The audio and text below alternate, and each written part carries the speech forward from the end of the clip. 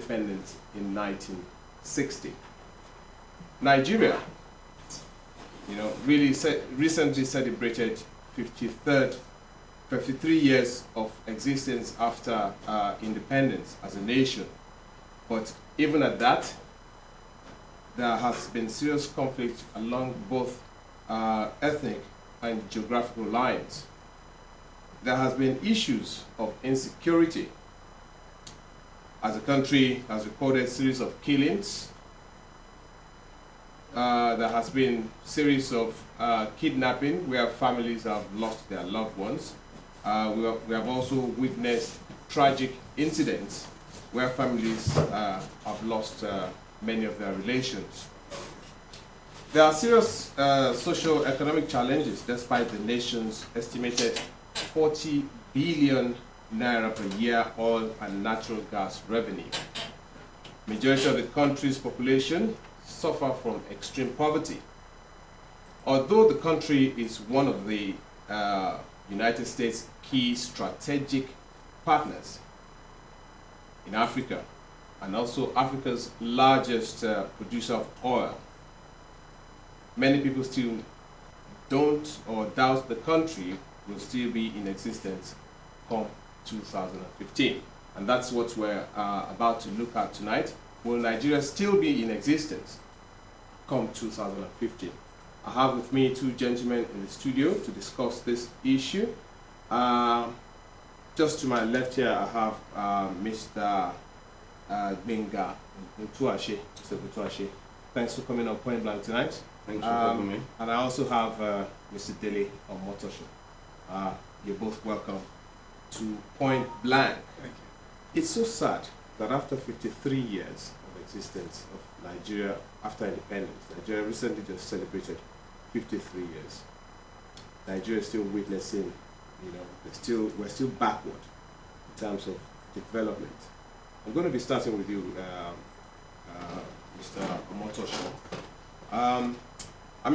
In your own view, why do you think Nigeria has not, developed or has not left where we are since 53 years?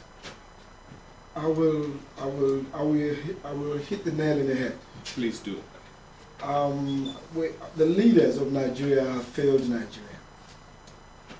And if we say leaders, parents as well have failed in their duties as well. What I meant by leaders in the sense that they don't have, I don't want to be using a big grammar here so people can understand what I'm talking about, but they lack foresight, which is what has led Nigeria to exactly where it is right now. Planning Nigeria, they don't have a clue of what it takes to lead. Okay. They don't have the leadership qualities. And they're very selfish as well. Very selfish people, which has led this country, Nigeria, to exactly where it is right now. I would say, if you look at countries like America, countries like Britain, countries like Germany, you look at the infrastructures. It wasn't built in one day. It was gradual, and that has gotten them to exactly where they are today. If you look at Nigeria, lack of infrastructures, lack of security, lack of good education, all these things have led Nigeria to exactly where it is today. And then lack of maintenance culture, which is one of the things that has put Nigeria in the state where it is right now. The reason why I said I blame our leaders is just because, like I said earlier, they don't have a foresight. Right. If you look at our leaders, I'll use this as an example.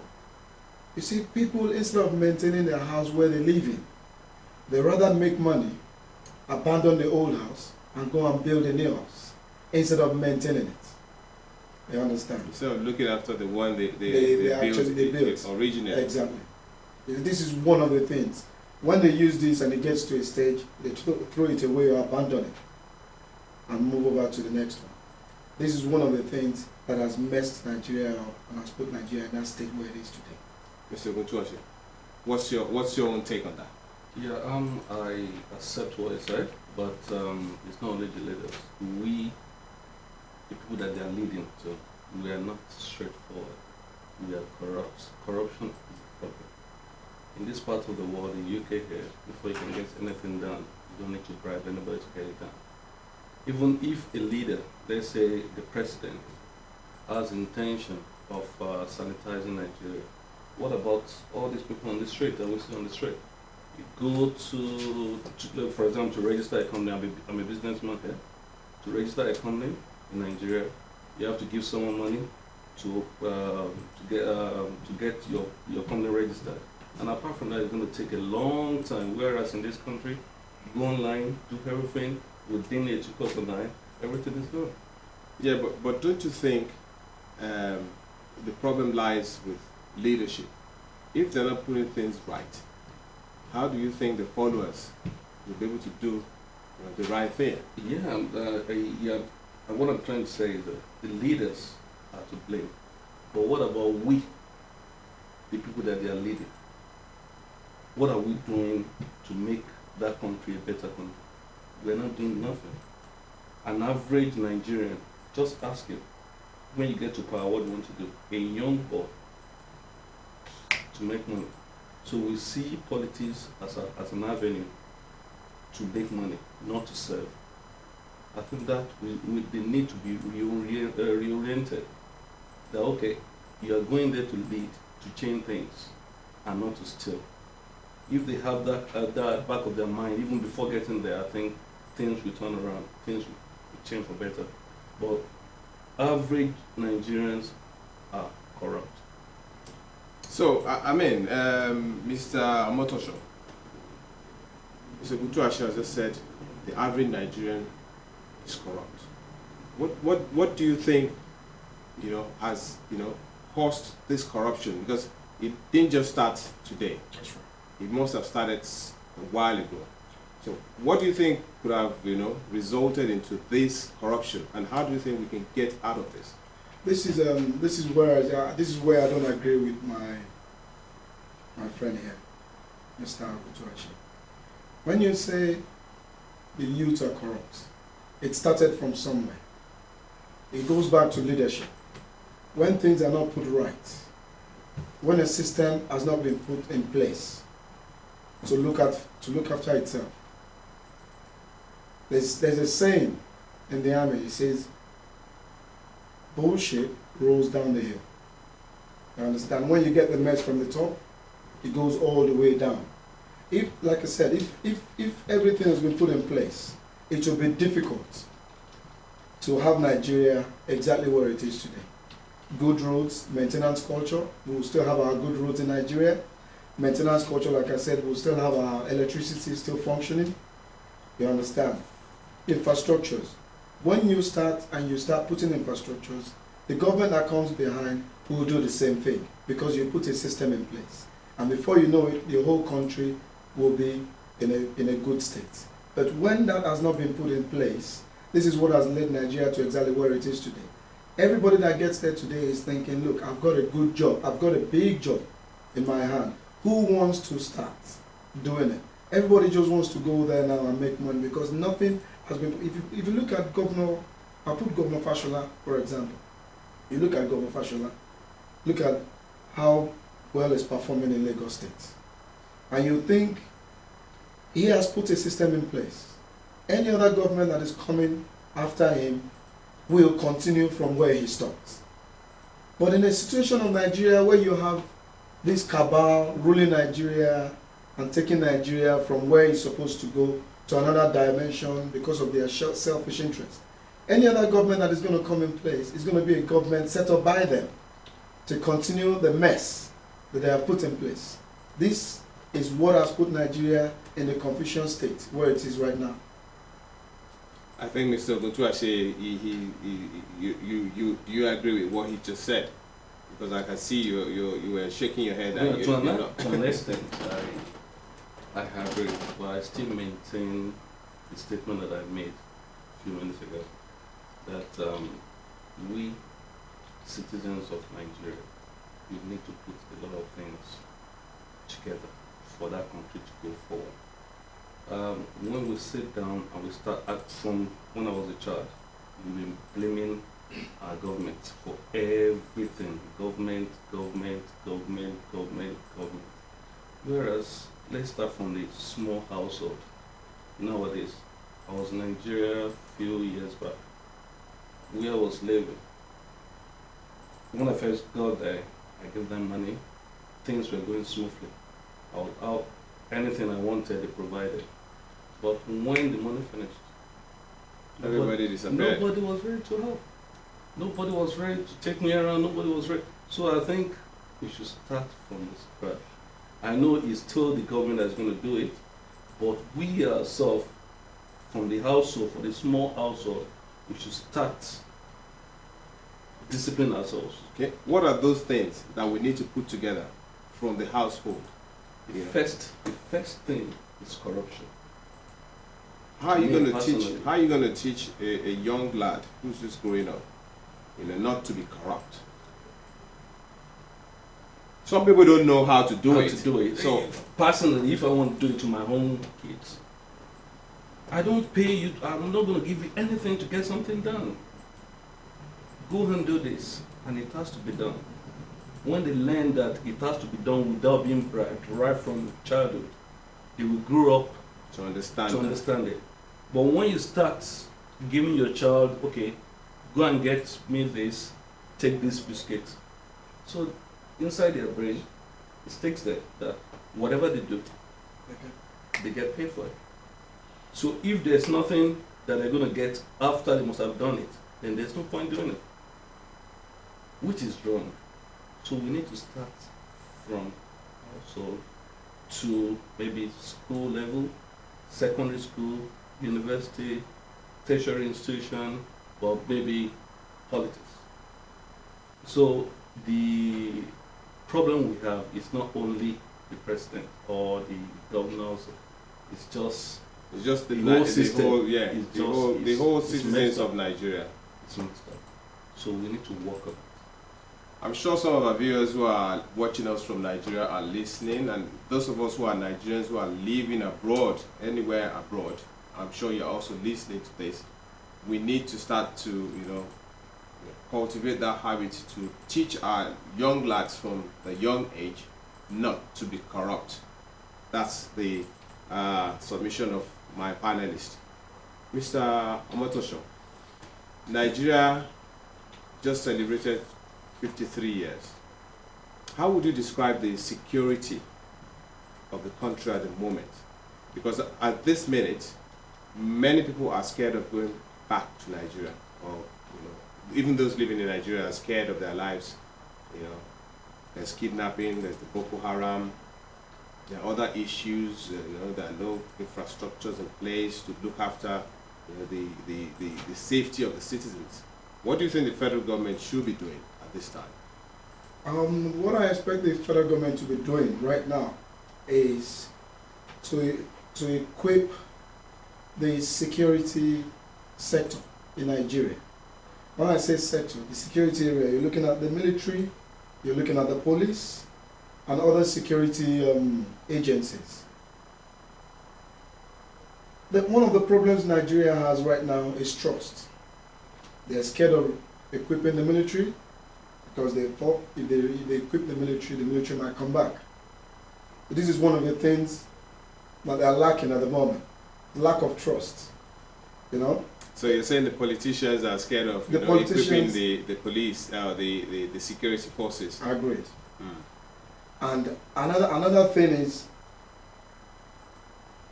like I said, if you look at the average policeman in Nigeria at checkpoint, how many policemen have bulletproof vests? How many policemen carry weapon? When I say weapon, firearms. And then another thing again is communication system, very poor as well. All these things are one of the problems that is pulling the security sector behind. So if the government can equip the military, with the right equipment, and can equip the police with the right equipment, I see Nigeria changing. Don't you think don't you think they should have sort of like a standard or a way to monitor, the security personnel carrying firearms about? Because at the end of the day, they're the ones using the weapons, to cause havoc within the community. Yeah, I think you're right there. The first thing first, they need to be reorientated, and then they need to be retrained. All these things are very, very important, because if they don't do this, we will still have the same problem we're having right now. Before you equip them, you reorientate them. You let them understand the reason why they're taking up the job and what the job is meant for. They are there to protect the citizens, not to bully the citizens. You understand? So all these things need to be put in place. And that's very, very, very rampant in the Nigerian society. You see the policemen, because they're carrying firearms, they kind of intimidate the citizens. The citizens, yeah. So the citizens themselves are living in fear of the police that are supposed to be looking after them. That's right. It's one of the things, like I always say to, I said something earlier on, I said, it's good to do the right thing. There are a lot of people who are not doing the right thing. You understand? And they started by buying their way out. And how do they do that? You see a policeman, you don't have a driver's license. So you rather just give him money and let him let you go. This is where all these things started from. Now the police are used to it. It's difficult to take it off them. Unless you take them back, reorientate them, train them, and get them back on the street. And another thing that is very, very important, their wages is very, very important. They have to increase their wages. You understand? So they can see a reason why they have to work very hard to keep the country in a safer. Mr. Gushuashe, in your perception, what do you think is Nigeria's, what do you think can be done to the infrastructure, the state of infrastructure in Nigeria? Because all these things put together is what is, bringing the country down. And, that's why there's so much tension in the country at the minute. What do you think, infrastructure-wise, should be done? I think infrastructure like electricity, good roads, Personally, I was having an argument with a friend recently, was it 2-3 days ago, about this infrastructure of a thing. That even though you have a good intention, you are going to politics with a good intention of putting all these infrastructures in place. Some people, like a cabal, they are there to sabotage your effort. And if you don't fall to their side, they take you out. So I think they need to start from there first. Remove all those people, all those bad people that, for a reason or for their own selfish interest, the money they want to make from sales of generators, the money they want to make from fixing cars with accident, the money they want to make from all sorts of things. I think they should take that one off. When they get rid of all those people, then they can start pumping money into the infrastructure. Because personally, when I was younger,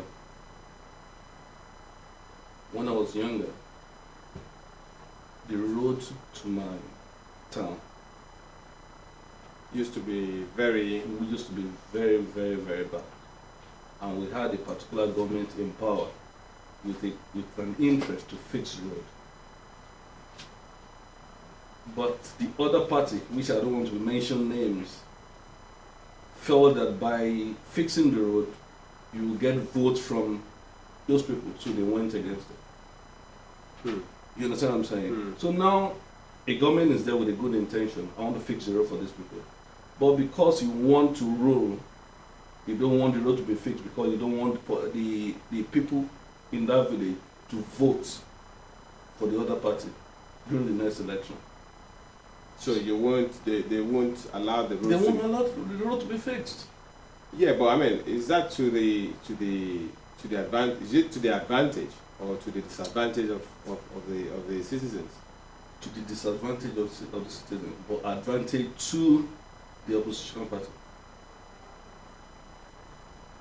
That's serious. It's serious. So when I keep telling people that the problem of Nigeria is more complicated than we say, people just read the books, oh, it has to be like this, it has to be like this, it has to be like this, but I don't think so. We need to go to the roots and find out what our problems are, then start tackling those problems one by one before everything can be perfect. I'm sure many of your viewers are looking forward to call into the program to make their own contributions as regards to if Nigeria will still be in existence come 2015. Please call into the program and let's have your own opinion. Let's have what you think about Nigeria. You know, if Nigeria is still going to be in existence 2015.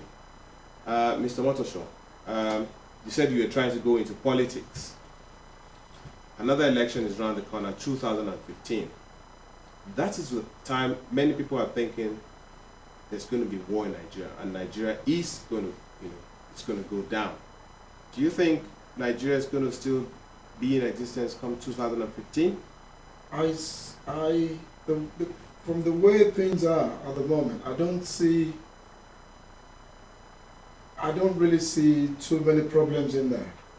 I'll tell you what, the way Nigeria is right now, come 2015, well, I really don't want to mention, but I'll say, for example, the PDP should just try and get themselves together. I understand, because I think they are one of the problems in Nigeria at the very moment, you know? Yeah, but they're the ruling party. Yeah, they are the ruling party. So, and they need to change tactics as well. If you look at the AACN states, they are actually really working, you know, and compared to the PDP states, you know, the PDP states are having issues at the moment, just because they are not concentrating on what they're sitting on right now. They are looking at the 2015, which shouldn't be an issue, because 2015, as far as I'm concerned, is still far away. we're not even talking about, I'm not talking about any party at the minute.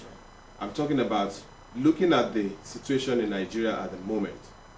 Do you see Nigeria still standing come 2015? I see Nigeria still standing come 2015. Mr. Gochachi? Yeah, I don't think there's any problem with Nigeria not being together. Because we've been through a lot. Civil war, junta, all sorts of things, and we're still together. Yeah, we're still going to be together coming 2015. There's no, I can't foresee anything negative. Okay. Yeah, I'm 100%. I won't say because I'm not, but from the way things are, I know that we're still going to be together. Okay. So, what do you think should be put in place to ensure that 2015 election, is conducted in a conducive atmosphere? Because if we are looking at 2015, we might think 2015 is still far away. But really and truly, 2014 is just around the corner. So 2015 is not too far away. This is the time we need to start to plan.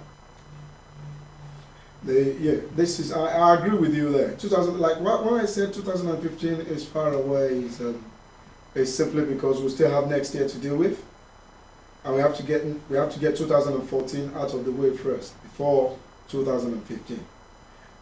What other things that we think Nigeria is probably lacking at the moment? There's still time to get it sorted out. I.e., the power sector needs to be fixed, the roads needs to be put in place, the security needs to be put in place. You know, these are the things that I'm talking about. So I see Nigeria standing 2015, and either we like it or not, what is going to happen is going to happen. But I see Nigeria, I project good things for Nigeria come 2015. What are those good things that you're projecting? Well, I see a big change. It's going to happen to Nigeria. It doesn't mean we're going to break away, It's just a change that will open the eyes of the people. You know, I see that happening. Do you think the eyes of the people of Nigeria can be opened? Yeah, definitely. I think we need new breed of politicians in that country. We are tired of them recycling the same set of people every day. You see someone of 80 years, 89 years ruling the country. Tell me, what will that person offer that country? We need new people, young people, to take over the rulership of Nigeria. I think when they do that, new innovations will be coming, and things will start turning around. But as regards to 2015 election, I know it's going to be tough. A lot of things are going to happen, but I don't see Nigeria breaking. But I feel that if they put the right person without cheating or whatever, no rigging, they put the right person, everything will go smoothly. Now, you said if they put the right person, who's going to put the right person down? Is it yourself, himself, myself, or those in government? I think Because you said they keep recycling. the recycling, yeah. You see, what I've noticed is that is who they present to us that we vote for. They've not really given people the chance to actually choose their people. We vote for parties, not for individuals. So if ACN should say, okay, vote for this person, we don't have any option because we are from the south or from east or from the north. Whoever the political party put down is who we are going to vote for. I think they should find a way of allowing the youth of that country to decide who is going to run for the, run in each of the parties, so that we can actually get the best from them, and not that, okay, you've got money, I'm going to put you there, just go there, I'll drop the money for campaign, and we don't have any option, we have to vote. When we don't have a good person to vote for, we vote for whoever we feel is right. So how do you think they should, you said they should give us an opportunity, or give the youths the opportunity to choose their leaders? Their leaders, How do you think they will do that? Do you think these people are ready to do that? From the look of things, they are hungry for power.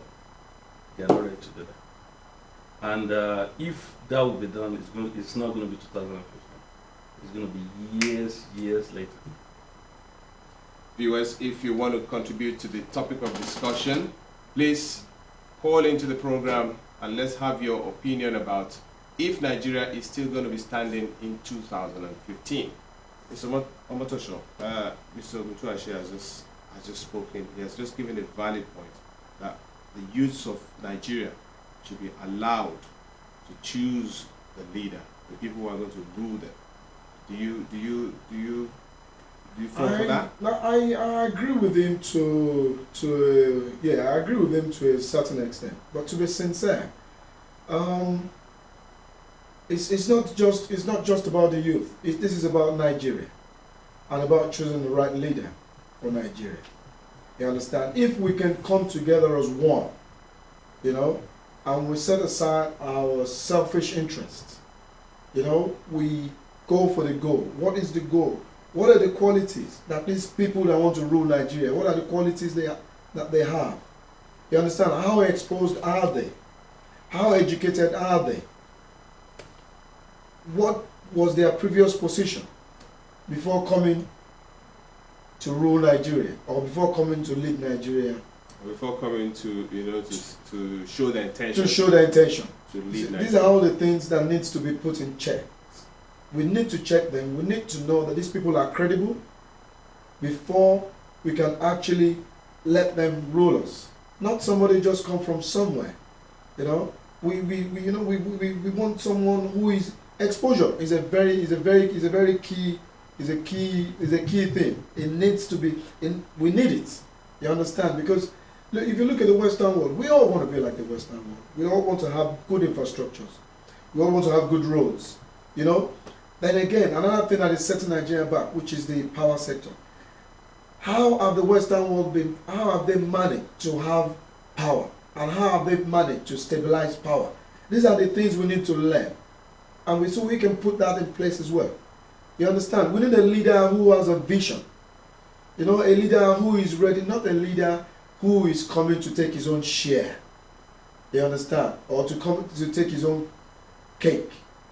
You know, it's not going to work because it's a national cake. Yeah, they think it's a national cake. It's not about a national cake. It's about the interest of that country. How do we? The whole world is doing a competition right now. Whose country is going to be the most beautiful? Whose country is going to be the best? Understand? That's why you see a lot of people running into Britain, running into America, because those countries have succeeded. You understand? In putting their country right, and that's why everybody wants to go there. All these things needs to be borrowed. All these things need to be taken. Let's take it back, like Christianity was taken to Africa.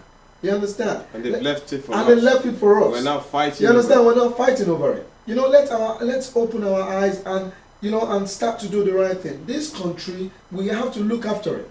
You understand? We don't have another country we can call our own. Nigeria is the only country that we have. We have to be proud of it. We have to be patriotic. You understand? We have to be ready to die for that country. You understand? To keep that country going. This is what I see about Nigeria. I picked up something there. You said you have to be ready to die for the country. Yes. Mr. Okuchachi, are you ready to die for Nigeria? I'm not ready to die. Oh, why?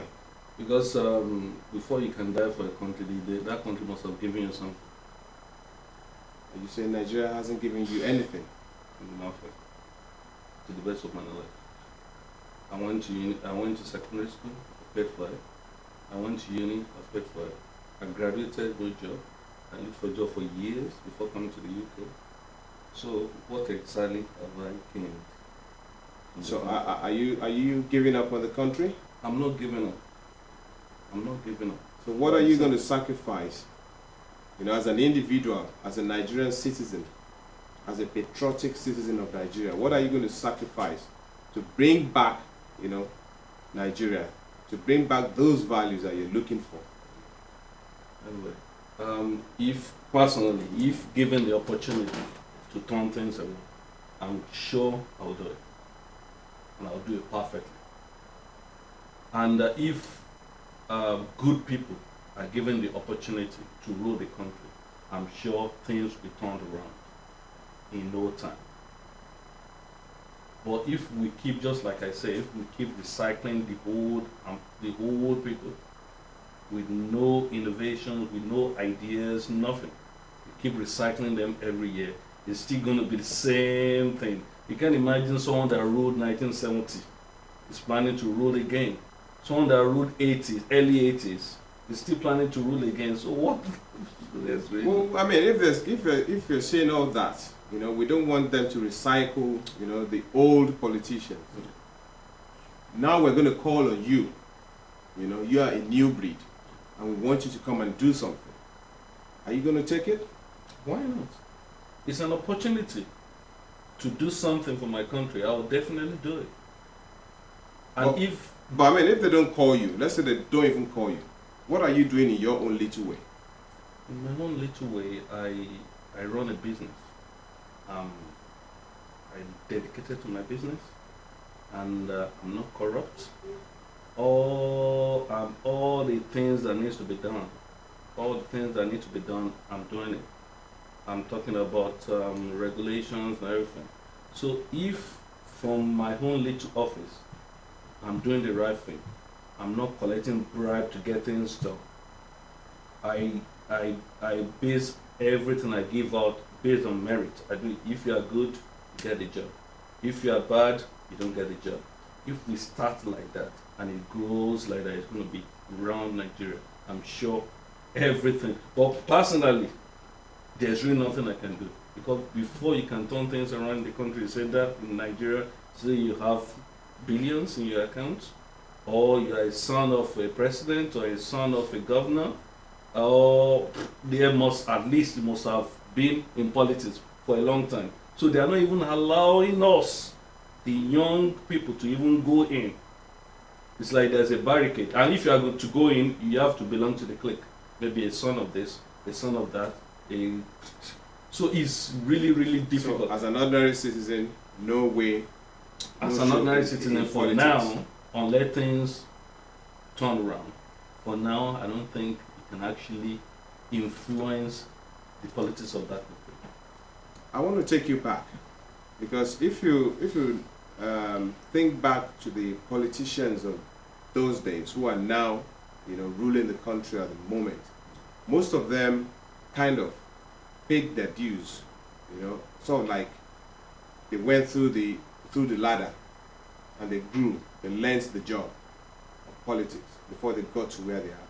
Many of our youths today don't want to go down that route. They want to go into politics and go straight into the House of Reps or House of Senate, or to become a governor, or to become, the chairman of a local government.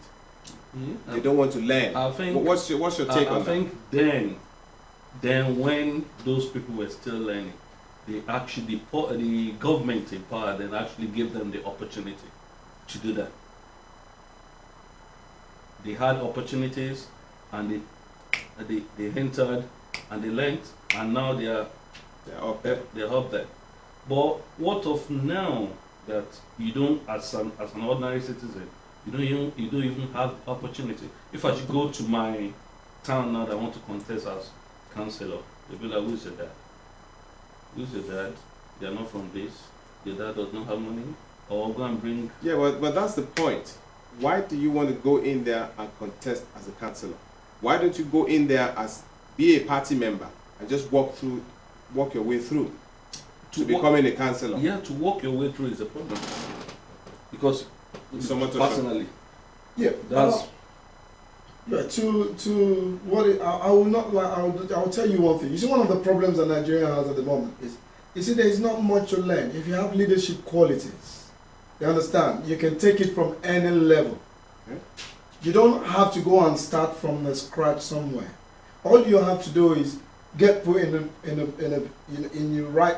the right place, where a field where you do understand. You start from there. You will do it perfectly. Not putting a square peg in a round hole, which is one of the problems we have in Nigeria right now. If you look at, I'll mention names. You understand? I can be a bit harsh sometimes. I will tell you. Look at the Minister for Defense. Before she was removed, Erelu Obada. What does she know about defense? What does she know about the Ministry of Defense? Military. What does she know? What idea does she have? She doesn't have a clue. These are the people that have paid their dues somewhere and have been compensated with positions. You understand? It's one of the things that is messing our country up. You understand? You need to put the right people in the right places. That's one of the ways the country can function. You understand? You don't have to put someone who learn about trading. You understand? Put him or her in the Ministry of Defense and somewhere, and you expect the person to deliver. She will definitely not deliver, or he will definitely not deliver. These are the things we need to look at. You don't have to learn from the scratch. This is my field. This is what I know how to do best. You understand? Create my field for me and let me go in there and get things done. You understand? I don't think there will be any problem in it. Yeah, but we have people like the Minister of Finance, who's been put in the right place, and people are still criticizing her. What's your take on that? The way I see the Minister for Finance, I think she understands her job very well. But there's another thing that you have to put in place. There's another thing you need to understand. The party has so much influence over the woman herself. You understand what I'm saying? When the party decides how she's going to operate and what to do, you understand, which is down to the president to now say, look, this is what I want you to do, this is what I don't want you to do. You understand? Because my people are not happy, my members are not happy about this, they're not happy about that. These are the kind of things that I'm trying to talk about. So the way it works, But I'll tell you one thing: she has actually done fantastic to a certain level. She has done fantastic to a certain level. Okay, like I said, that even though, I think I made this statement a few minutes ago, that even though you have a good intention, you are doing the right thing. Some people that are not benefiting from the right thing you're doing that are ready to sabotage your effort in any way. Even if you have a good finance minister, some people that the policies the finance minister is bringing out is not favoring. They are ready to mess everything up. So I think it's just a complicated issue. Nigeria is a complicated issue. It's a complicated environment that we need to work on it. I disagree with it. You see, leadership is not a child's play. It's not something that you just pick up. You understand what I'm saying? You see, there's no country that is not difficult to rule. You understand? But when you have the willpower, you understand? Say, this is what I want to do. This is what I want to achieve within certain number of years. I think you will actually do it if you're willing to do it. You understand? Forget about whoever is trying to sabotage. Nobody can be bigger than the federal government. The federal government of Nigeria is strong. The federal government of Nigeria is powerful. You understand? They have, the incumbent power. It's not something that anybody can toy with. You understand? So it's just about the willpower. Okay, the federal government is not only one person. When you say federal government, you have so many people within the government that can call federal government. I want something to be done properly. You are my vice. You don't want that thing to be done. You don't want to tell me. All you need to do is be going about any button I press. Okay, I want to do this. You go about to mess it up without my knowledge. So tell me, how do I work? See, the way this is what I said from the beginning. You are powerful. I'm powerful. Everybody's got their own. They've got their own circles where they work, and they can press the buttons and disrupt. Anything anyone is doing. So there's no. This goes back to what I said earlier about knowing who is coming into power. And people surrounding the person that is coming into the power. You see, absolutely. Yeah. People surrounding is is even more important than the president himself. I don't see using ruling Nigeria or taking Nigeria to where Nigeria should go a very big issue if you have the intention of doing it properly from day one. The president is now talking about the national conference. What exactly do you think the national conference will be able to achieve in resolving the issues, all the issues Nigeria is going through at the moment? Mr. Motosha. Well, I cannot speak for them right now because until they come up with a result, because you don't know how genuine it is. If they're actually genuine and they mean business, I think we should be able to get a good result from there. But if they are not genuine, they're just there to keep playing Nigeria the way they're playing Nigeria at the moment, nothing is ever going to come out of it. It's just another, you just see it as another strategy to just waste Nigeria's time. Anyway, to me, I think we cannot say things are bad and just sit down and cross legs. We need to do something about it. The national conference, who are the people that are going to be there? I don't know. Who are the people? So if they are choosing the right set of people to be there, maybe from, let's say, okay, like I said, as if from the local government level, people are corrupt. You bring people from the local government level, from household to household, local government, the state, federal, put everybody together. Then ask them for their views. Document everything. Even the youths. And don't you think the youth should be represented? Yeah, or as in everybody must be represented. Ask them for their views about how to sort Nigeria, our problem out. Don't just document it and keep it somewhere. Work on it. Because that's always the problem. Look at Uputapana, to reconcile everybody. They did wasted money, and at the end of the day, nothing was done. They just kept it there. Get those documents, get those information, and work on them. I think by doing that, things will definitely change. I'm going to be looking at the, because I'm going to be talking more about security, in Nigeria, because it's a key, thing that is really bothering the president himself. In terms of the Boko Haram, what do you think can be done to resolve this Boko Haram issue?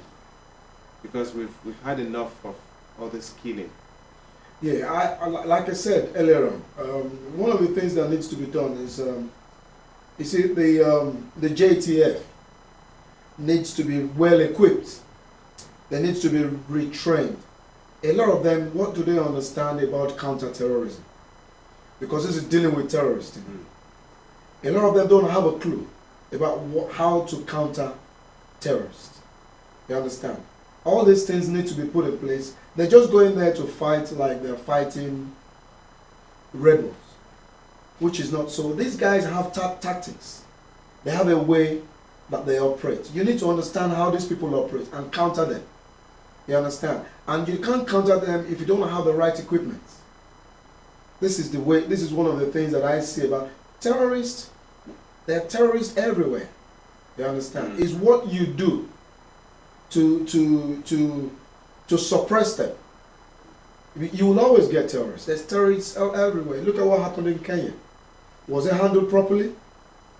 I won't say much about that because they don't have a clue. They don't know what they are doing. You understand? This is one of the reasons why you follow countries who have dealt with this issue and who are still dealing with it. You understand? You learn from them how they are tackling that issue. You understand?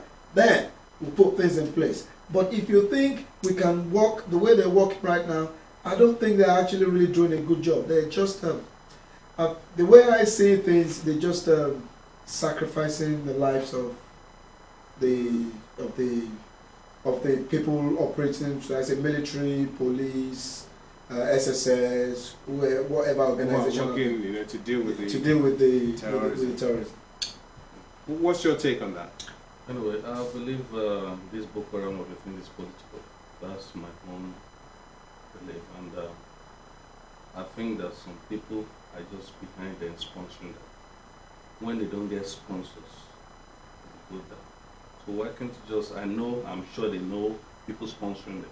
Why can't you just go pick those people? Pick those people, then they won't get more sponsors. And before you know it, they're just done. Is it that these people are too big to be stepped on? I think so. That's what, because if you know someone that is doing bad, for a reason or the other, you don't want to pick the person, or you don't want to discipline the person. It means that person is too big for you. So how do we deal with that? That means if they cannot deal with these people, then it means it's something that's going to continue. There are two ways that I understand that I know that terrorists get their fun. If not politically, through crime, drugs, fraud, and whatever they can lay their hands on to make money. These two ways, politically, yeah, like you said, I agree with him that you have some people who are sponsoring them. You understand? And these people need to be brought to justice. If that is not done, it's just like wasting time. Because it's one of the issues that people are looking at that will eventually allow Nigeria to split. That's right. So we have to, be able to deal with it. So the second one is find out how they make the other ways, like crime. You understand? The other ways they make their money, like drugs, fraud, and there's another thing. You see, these people have so much connections in getting government contracts. I think we've got a call on the line. Oh, we've lost that call. These are ways. These are things the government should look at and start to cut their feathers. The government should really, because security it's a key. Security is a key. In a country where there's no security, hardly you get foreign investors coming there and invest. You understand? Hardly you get it function. You understand the way it should, because there will be so much fear. You understand, to do things like, for example, the north right now. There's some areas in the north, have been put on the list. Nobody wants to go there and do business. You understand, because they've decided and they've concluded that it's a dangerous area to go to. Even the people in the northern area actually don't live there anymore. You understand? They come up, you see them go to Lagos, Abuja. Those are the places where they transact their businesses because they can't afford to do anything over there anymore.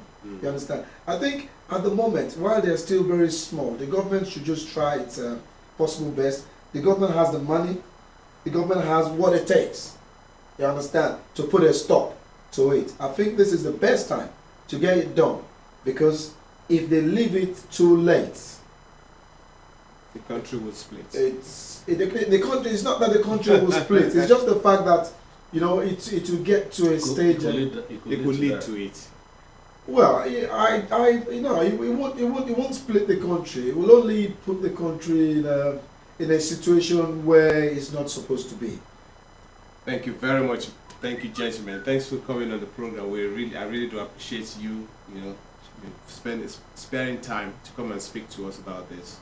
Share your opinion about how we can stop Nigeria, from breaking up. Well, viewers, we do sincerely thank you for staying tuned. We do thank you for watching us tonight. And that's about it we're going to be having tonight on Point Blank. We'll be back same time next week on another interesting edition of the program. Till then, it's good night.